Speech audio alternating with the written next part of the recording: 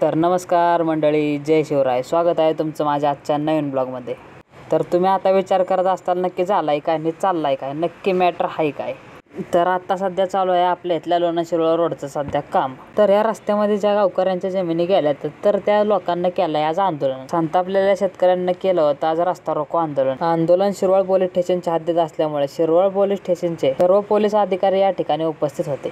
शेतकऱ्यांनी आपल्या हक्कासाठी केलं होतं आंदोलन. संतापलेल्या शेतकऱ्यांचं नक्की काय मनोगत आहे तर ते आपण पाहून घेऊया. तहसीलदार, संबंधित NHIचे अधिकारी त्यांच्याकडे मागण्या आम्ही घेऊन गेलो असता त्यांनी आम्हाला 2 वेळा मिटिंग लावली, पण त्याच्यातून कोणताही मार्ग त्यांनी काही काढलेला नाही. सर्व धोरण दडपशाहीचं धोरण आहे. बऱ्याचशा अडचणीत आहेत. 25,000 रुपयांनी जमिनी घेतल्यात, 60-60 हजाराचे फेरफार केलेले आहेत. आज त्यावेळी रस्ता झाला असता तर आमच्या राहिलेल्या जमिनींच्या किमती 10 पटीनं वाढल्या असत्या.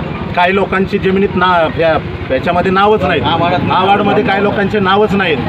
दोघे सख्खे भाऊ जरी असले, एक गट आहे पण बधी फक्त बांध आहे, पण दोघांचे रेट वेगवेगळे आहेत. अशा बऱ्याचशा अडचणी आहेत.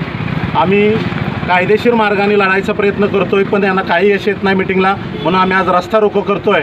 इथं आम्ही अनेक पुढची स्टेप घेऊ. आम्ही आत्मदहन करू, उपोषण करू, पण आम्ही हे रस्त्याचं काम चालून देणार नाही. जोपर्यंत माहिती मिळाली की हा रस्ता NHIकडे वर्ग करण्यात आलेला आहे. जर NHIकडे वर्ग करण्यात आलेला असेल रस्ता, तर आम्हाला मोबदला हा NHIच्या दराप्रमाणे मिळावा ही सर्व शेतकऱ्यांची विनंती. कारण जर तुम्ही अंतिम निवाडा जर पाठीमागच्या पद्धतीनं जर देणार असाल तर मग आता तुम्ही आम्हाला तोही निवाडा ग्राह्य धरत नाही. तर आमचं म्हणणं आहे की NHIकडे जर रस्ता तुमच्या म्हणण्याप्रमाणे वर्ग केला, आमच्याकडे पत्र आहे की त्यांनी NHIकडे तो हस्तांतरित केलेला आहे. जर NHIकडे हस्तांतरित केलेला आहे तर त्याचा अंतिम निवाडा बदला, नवीन NHIच्या धोरणानुसार अंतिम निवाडा बनवा. सर्व शेतकऱ्यांना एकच प्रकारची रक्कम द्यावी.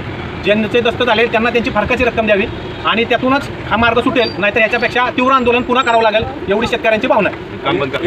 किंवा शेतकऱ्याची विहीरच्या पुलाखाली आता त्याला वापरता येणार नाही, त्याची मोबदला मिळायला पाहिजे का नाही, त्याची काय गांभीर्याने दखल घेत नाही. तेव्हा 7-12 विहीर हे पाणी आहे बघा. महसूल विभाग आणि NHIचे अधिकारी असतील किंवा बांधकाम विभाग आम्हाला समाधानकारक उत्तर मिळत नाही, म्हणून या आम्हाला आंदोलन करावं लागेल. चालू काम नाही, काय नाही. डिपार्टमेंट सुद्धा आमच्यावर दबाव होता, पोलीस स्टेशन नलवडे साहेबांचा, की तुम्ही हे करू नका, तुमच्यावर गुन्हा दाखल करू. आम्हाला सगळ्यांना लाच नेऊन टाका ना.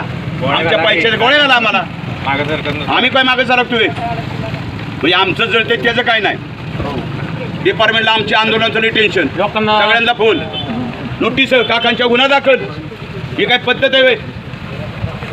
एवढा रात तिच्या आम्ही काय चोऱ्या केल्यात का? काय केले आम्ही? दबाव आणतोय. आमची साधी पत्रकार मित्रांना सांगतो, साधी आम्ही नोटीस द्या गेलो तर घेतलं नाही. SP कोण आम्ही खाली आलो. एवढा पोलीस स्टेशन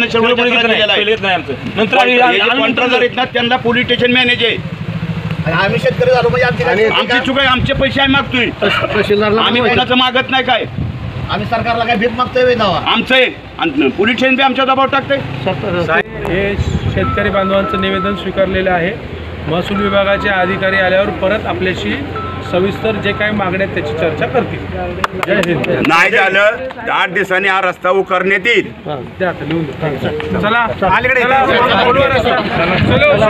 कोणतेही अधिकारी या ठिकाणी न आल्यामुळे शिरवळ पोलीस स्टेशनचे PI नलवडे साहेब यांच्याकडे निवेदन देऊन या आंदोलनाला स्थगिती देण्यात आली. त्यानंतर हा रोड लोणा शिरवळ रोड चालू करण्यात आला. या रोडचे ट्रॅफिक जवळपास वीर धरणापर्यंत होते.